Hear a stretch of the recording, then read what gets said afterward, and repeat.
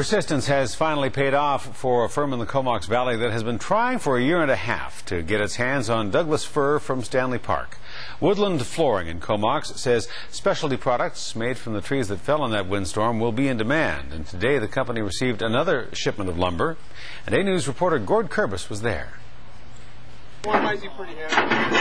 Today in Comox, Woodland Flooring receives a shipment of what it considers to be the equivalent of raw gold. On the back of this flatbed is lumber the company had processed through its partner on the Lower Mainland.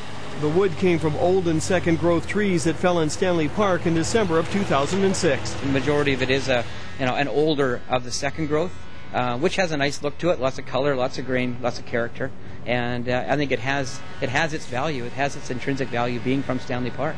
Company owner Steve Roscoe has been on a roller coaster ride since the trees fell, getting mixed messages about their availability until just recently. It's been a year and a half of us chasing this wood down and being told that it would be up for public auction to get a hold of, and then being told it was all gone and wasn't available, and then all of a sudden being told it's available again. When it was offered up to him, Roscoe didn't hesitate to purchase every tree he was able to get his hands on.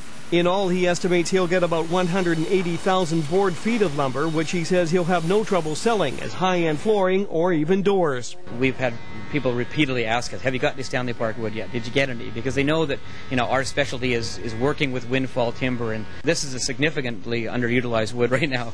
Creating specialty markets out of wood that would otherwise go to waste is what Woodland Floorings is all about. They proved that several years ago when they introduced this product, wood made from trees damaged by the pine beetle. Again, it's just one of those great stories of British Columbia that, taking what's seen as a disaster and being able to immortalize it, they take that negative and turn it into a positive. Our customers like those stories. Roscoe says one board in each order will be stamped similar to this sample to verify that it came from Stanley Park.